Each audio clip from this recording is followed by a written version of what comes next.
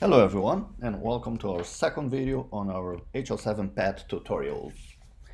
On the first video we covered how the HL7 path works to querying data from an HL7 message. We use a nice UI tool just to be focusing on how the path itself is set up to work.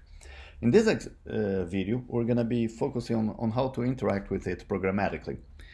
So we have here a unit test. This unit test is written in Scala, which is the native language of the HL7 PET.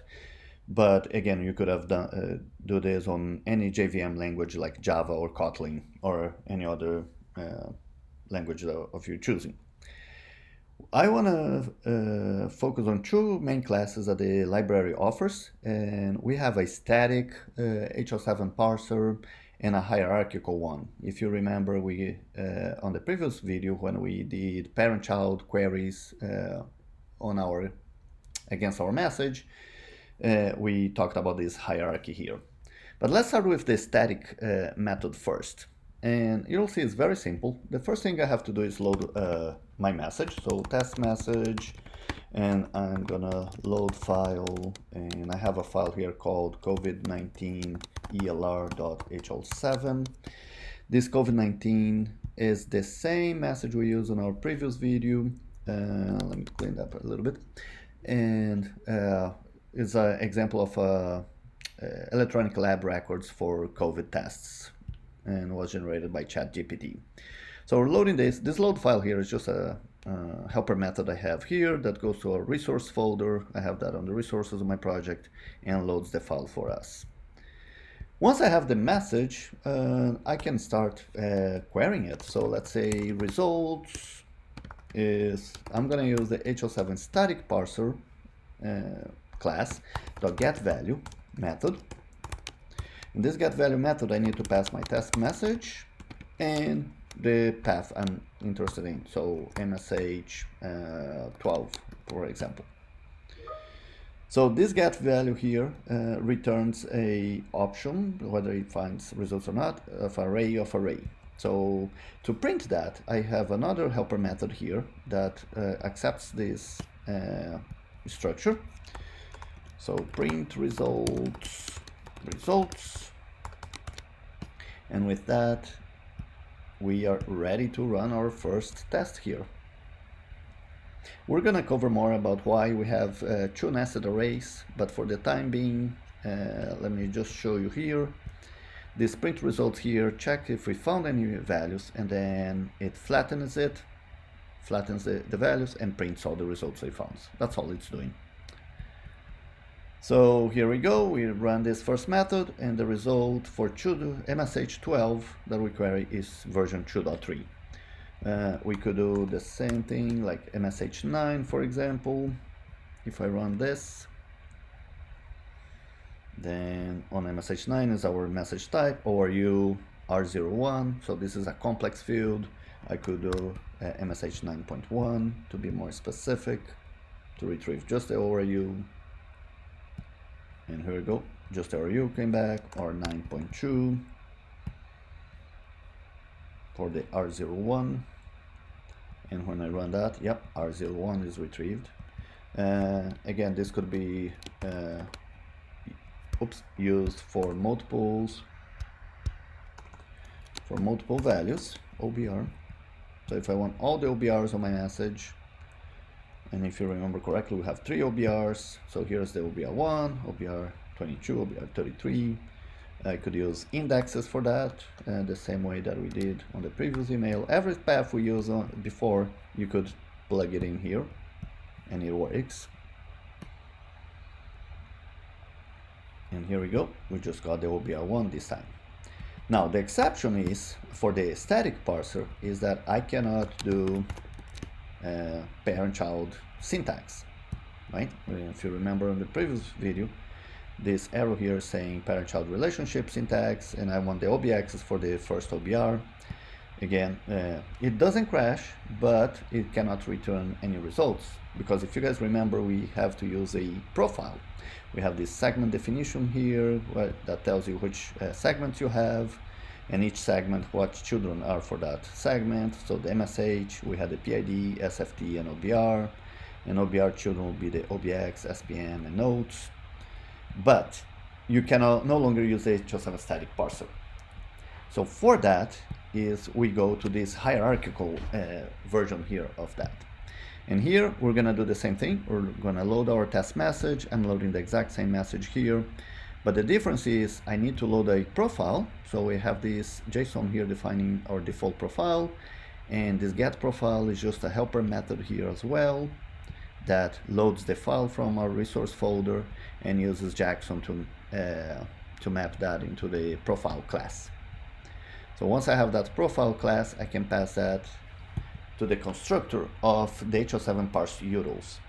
And because this is going to be instantiated and we're going to have an instance of that class, we can pass the test message as a parameter.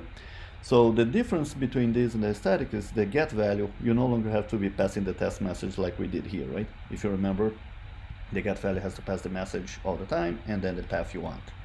In here, we pass the test message to the constructor, we pass the profile, and we have this third parameter that indicates whether the class should build a hierarchy or not. Default is true, but for backwards compatibility and some other use cases, you could disable that. So if you want to query the same message 100 times with 100 or thousands of different paths, you could use this one and pass the message once instead of having to pass every single method.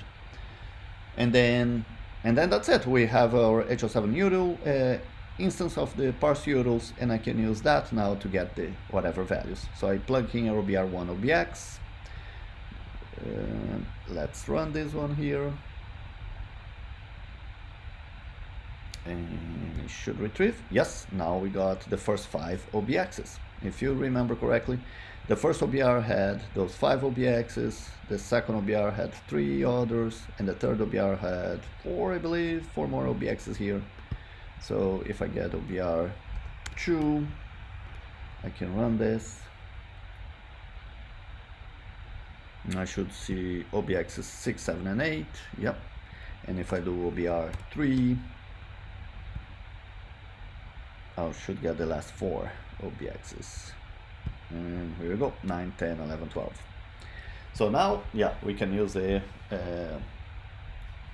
parent-child relationship.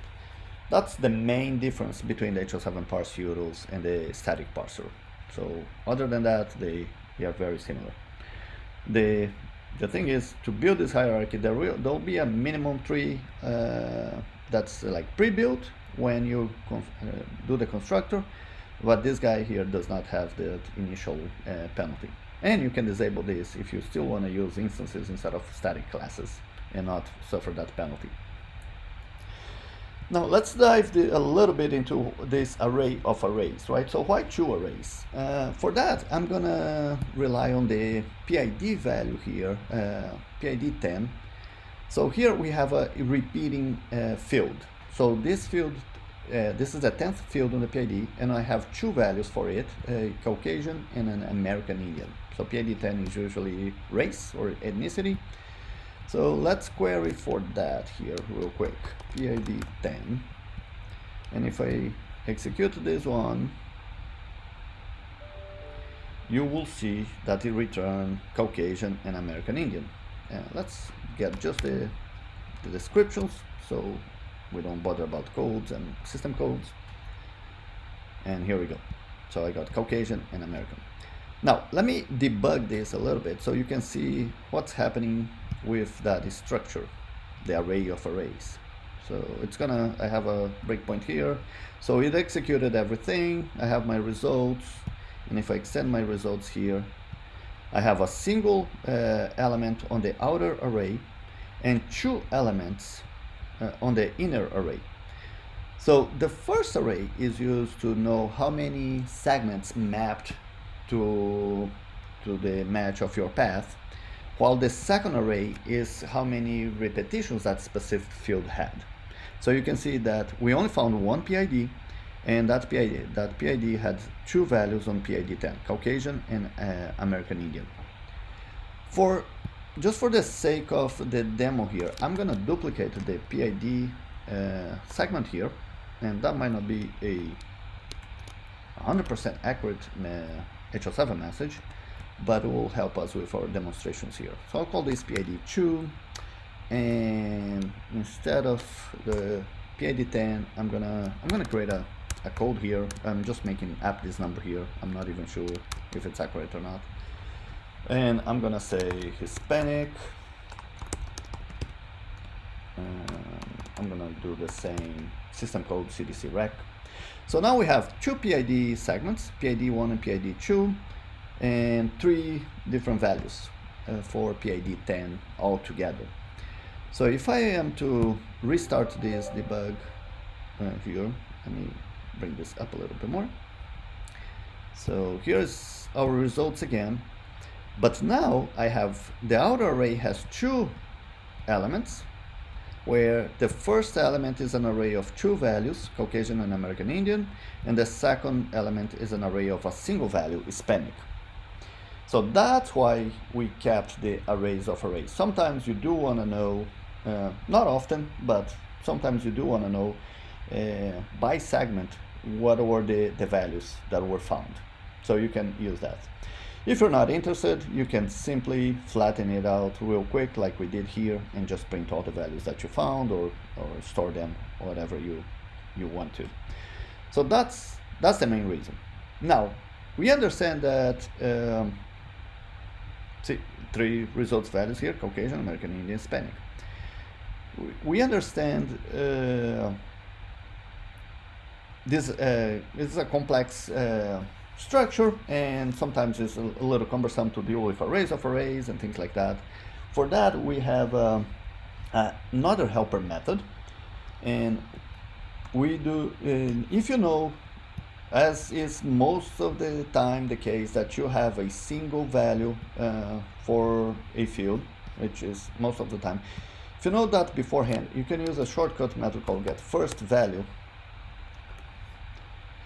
And what this first value does is it pretty much ignores any repeats. So in this case here, it found 3 values when I was doing the get value, but with first value, if I run this, it's gonna retrieve, as you expected, only the first value, Caucasian.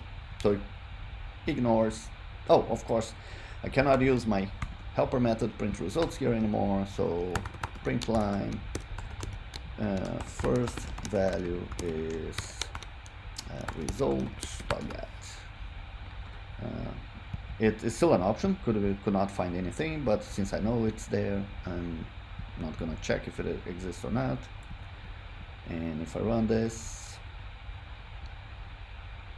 there we go, first value is Caucasian. So I pretty much ignored all the other subsequent values. You can still use first value for, like, let's say you're not interested on the first PID, but you're interested on the second PID. And if I run this, it's gonna go to PID2 now. So it's gonna not get PID1, but go straight to PID2 and get the first value for that, which is Hispanic. So again, it doesn't return arrays of arrays because I'm using the first value, but it also, I can be more specific and get that. I could go PID1 and say, get me the second value of PID10.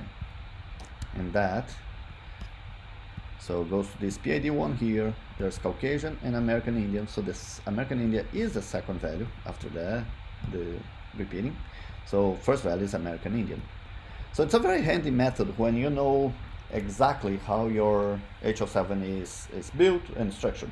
If it's a little more dynamic, you don't know, then the best choice is to use get value. But for those specific scenarios that you expect a single value on your fields, and even when you have multiple values, you can ignore them. That's a good way of doing it. It's just getting the first value. So with that, I think we covered how to interact with the HL7 PET library using the HL7 ParseUtils when you want hierarchy, or the HL7StaticParer for a quick querying of fields. Thank you very much. See you guys on the next one.